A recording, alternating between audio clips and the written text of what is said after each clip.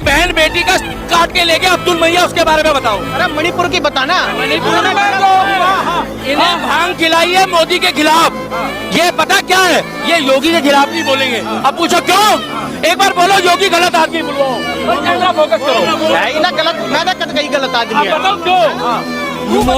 मोदी जो है ना, वो नरम दिल इंसान है। हाँ? वो दया याचिका देखता है। योगी ना आगे देखता है ना पीछे देखता है।